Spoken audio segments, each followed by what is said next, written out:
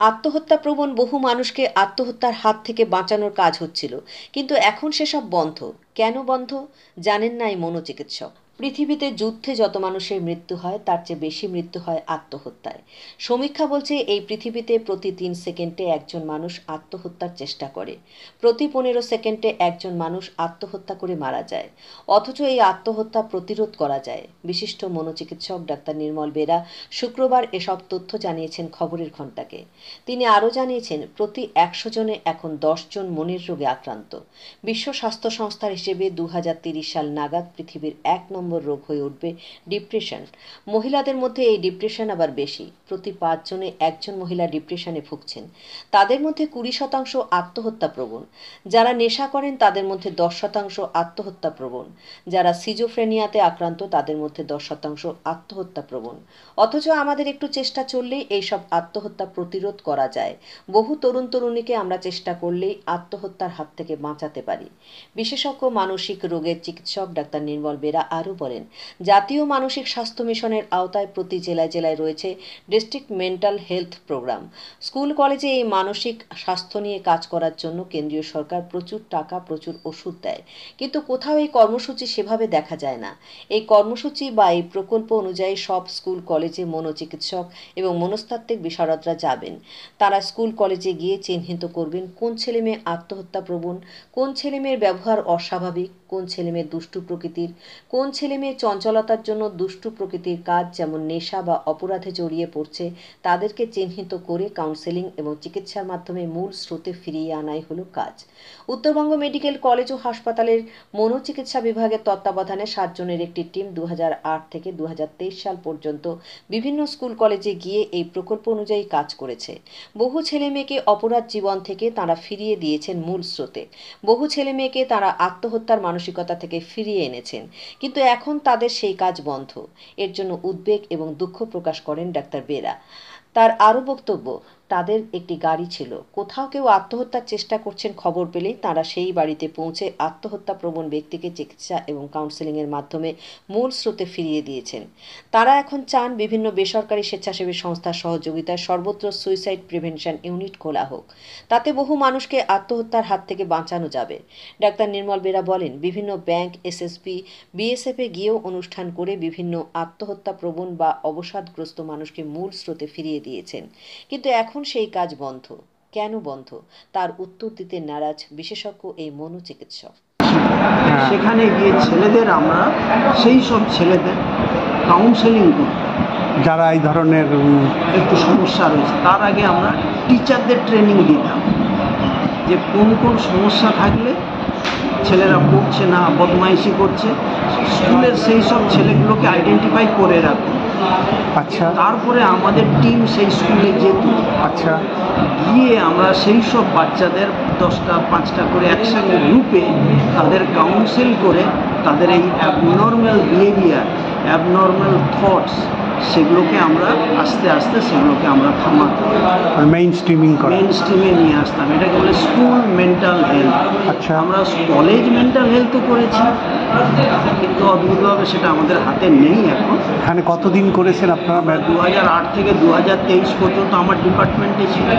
আমার ডিপার্টমেন্টে একজন সাইকিয়াট্রিস্ট ছিলেন, আমার ডিপার্টমেন্টে একজন psychologist, nurse, psychiatric social worker আর ডেটা এন্ট্রি অপারেটর বলে একটা 6-7 জনের টিম ছিল।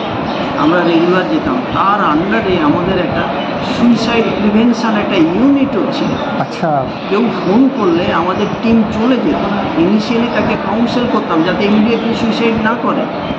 তারপরে নেক্সট ডেতে আমাদের গাড়ি ছিল, গভর্নমেন্ট দিয়েছিল, সেই গাড়িতে আমরা তার বাড়িতে পৌঁছে যেতাম, গিয়ে তাকে কাউন্সেল করতাম। আচ্ছা, সিস্টেম রয়েছে। এই প্রোগ্রামটার নাম কি? এটা কিসের? প্রোগ্রামটার নাম হচ্ছে DMHP, district mental health program. আচ্ছা, আন্ডার গভর্নমেন্ট অফ ইন্ডিয়ার আন্ডারে ন্যাশনাল মেন্টাল হেলথ প্রোগ্রামের আন্ডার। এটা আমাদের এখানে এখন আমাদের সমস্ত ডিস্ট্রিক্টে আছে, নন ফাংশনিং বিভিন্ন কারণে, সেগুলো আমি বলবো না। বিভিন্ন কারণে সেই এগুলোকে বন্ধ রেখে দেওয়া হয়েছে, অলমোস্ট কাজ করার। কোথাও হচ্ছে না এখন। নিয়ম অনুযায়ী তো সমস্ত এই মেন্টাল হেলথ সার্ভিস গভর্নমেন্টের নিয়ম ছিল যে মেন্টাল হেলথ সার্ভিসকে জেনারেল যে হেলথ কেয়ার তার মধ্যে ইনকর্পোরেট করে দাও। সেজন্য আমরা একটা সময় জলপাইগুড়ির যত ডাক্তার ছিল তাদেরকে মেন্টাল হেলথ নিয়ে আমরা ট্রেনিং দিয়েছি আমার ডিপার্টমেন্টে, যাতে তারা ইনিশিয়াল মেন্টাল হেলথটা তাদের ট্রিট করতে পারে। সমস্যা হলে তারা আমাদের কাছে মেডিসিনও গভর্নমেন্ট দিয়েছে, হিউজ ফান্ডিং রয়েছে, কিন্তু কোথাও কেউ কাজ করে না। গুটি কয়েক জায়গা ছাড়া কেউ কাজ করে না।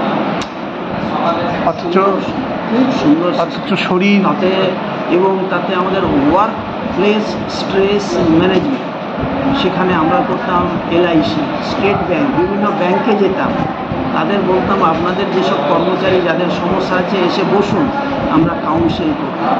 আমরা মিলিটারি প্যারামিলিটারি ফোর্সে যেতাম, এসএসবি, বিএসএফ, এই অঞ্চলের সবগুলোতে আমরা গিয়েছি, গিয়ে তাদের করতাম, অ্যাড্রেস করতাম যাদের যা সমস্যা। এটা কতদিন হয়েছে বন্ধ? এটা তো বন্ধ মানে নামেই রয়েছে, কাজ হয় না। ও এখনো নামে আছে, অফিসিয়ালি আছে, অ্যাক্টিভিটি বলা ঠিক উচিত না। কিন্তু এই মেন্টাল হেলথ আপডেট না করলে তো আমাদের সোসাইটির জন্য ক্ষতি। আপনি যদি এক্ষুনি দেখেন, আমরা বলি পয়েন্ট প্রিভ্যালেন্স, মানে আপনি যদি এক্ষুনি 100 জনকে দেখেন, এই 100 জনকে দেখেন, এর মধ্যে 10 থেকে 12 জন যে কোনো রকমের সাইকিয়াট্রিক প্রবলেমে ভুগছে। এক্ষুনি যদি দেখেন, তার মানে কি 10% পপুলেশন সাইকিয়াট্রিক পেশেন্ট। বিশ্ব স্বাস্থ্য সংস্থা বলেছে 2030 সালে পৃথিবীর 1 নম্বর রোগ হবে ডিপ্রেশন। আপনি যদি দেখেন 100 জন মহিলার মধ্যে, আমরা বলি লাইফ টাইম প্রিভ্যালেন্স, আপনি যদি 100 জন মহিলাকে তার ছোটোবেলা থেকে মৃত্যু পর্যন্ত দেখেন, 100 জন মহিলার মধ্যে 18 থেকে 20%, অর্থাৎ 5 জনের মধ্যে 1 জন জীবনের কোনো না কোনো সময় ডিপ্রেশনে ভোগে। মেয়েদের মধ্যে আমরা বলি ডিপ্রেশন ইজ ভেরি কমন, সেই অ্যাড্রেসগুলো আমরা করি না। এবং যাদের ডিপ্রেশন থাকে তাদের মধ্যে 20% সুইসাইডের চান্স থাকে, সেগুলো আমরা অ্যাড্রেস করি না। যারা অ্যালকোহল নেয় তাদের মধ্যে 10% সুইসাইডের টেন্ডেন্সি থাকে, গভর্নমেন্ট থেকে আমরা অ্যাড্রেস করি না। যারা সিজোফ্রেনিয়া 10% সুইসাইডের টেন্ডেন্সি থাকে। Suicide it's a preventable disease, prevent করতে পারি। আমাদের ইচ্ছে অভাব, ম্যান পাওয়ার হয়তো আছে, ইচ্ছের অভাব। আমার মনে হয় এখানে এনজিওদেরও ইনভলভ হওয়া উচিত। সব জায়গায় একটা সুইসাইড প্রিভেনশন ইউনিট থাকা উচিত। আমি তো বলবো মিডিয়াতেও একটা অ্যাটলিস্ট একটা নম্বর, ডেডিকেটেড নম্বর রেখে দেবেন। যে কেউ অসুবিধে হলে সে ফোন করবে, আমার ভালো লাগছে না, আমি কী করবো, আমি মনে হয় বাঁচি, সঙ্গে সঙ্গে আপনারা সেগুলো ফরওয়ার্ড করে দেবেন। আমাদের গভর্নমেন্ট যেসব সুইসাইড প্রিভেনশন ইউনিটে আছে, একটা প্রাণকে আমরা বাঁচাতে পারি। সুইসাইড বেশি দেখা যায় ইয়াং গ্রুপে, যারা সমাজে কিছু দাগ দেবে, সেই ইয়াং গ্রুপটা, তাকে আমরা লস করছি, আমরা প্রিভেন্ট করতে পারছি না, তাই না? যারা অ্যাক্টিভ গ্রুপ, তাকে তো প্রিভেন্ট করা আমাদের দায়িত্ব, দেশের জন্য, দশের জন্য। আমরা পারি, সিস্টেমটাই হবে। কোনো নাম্বার আছে এরকম? আমাদের তো একটা চালু করা হয়েছিল, যেহেতু ওটা ডিএমএইচপি জলপাইগুড়িতে চলে গেছে, আমার হাত থেকে চলে গেছে, নাহলে আমাদের সুইসাইড প্রিভেনশন ইউনিটের একটা নাম্বার আছে, খারাপ হবে না, সেটা তুমি প্রপোজাল দিতে পারো আমাদের মিডিয়ায়। তোমাদের যখন কোনো মিটিং ফিটিং হয়, শিলিগুড়িতে যত প্রেস বা যত আছে, একটা নম্বর, ডেডিকেটেড নম্বর আছে। 1 মাস ফর এক্সাম্পল এই মিডিয়া হাউস 1 নম্বর সেই ফোনটা রাখবে, সেই মিডিয়া হাউস 1 মাস ইউজ করবে। পেপারে মাঝে মাঝে তোমরা বলবে নাম্বারগুলো, হতাশ হলে, জীবন মনে হয় শেষ করে দিয়ে এরকম চিন্তা হলে এই নম্বরে ফোন করো। সেই ফোনটা ফরওয়ার্ড করে দেবেন আমাদের কাছে। আপনাদের দায়িত্ব নিতে হবে, ইউ আর নট রেসপন্সিবল। আপনারা ওইগুলো আমাদের ফরওয়ার্ড করবেন, আমরা লুক আপ রাখবো, তাই না? যুদ্ধে যা মরে সারা পৃথিবীতে, সুইসাইডে মরে তার থেকে বেশি। প্রত্যেক 3 সেকেন্ডে সারা পৃথিবীতে 1 জন সুইসাইড অ্যাটেম্প্ট করে, প্রত্যেক 3 সেকেন্ডে। এভরি 15 সেকেন্ডে সারা পৃথিবীতে 1 জন মারা যায় in suicide. But suicide is a preventable. এটা একটা তো উদ্বেগজনক বিষয়, একটা ভাবতে সব আপনাদের মিডিয়ার একটা মিটিং হবে, একটা প্রপোজাল রাখতে হবে।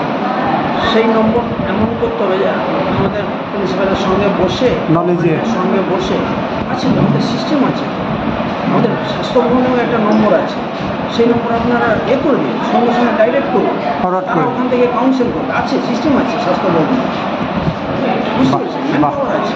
ফাইন।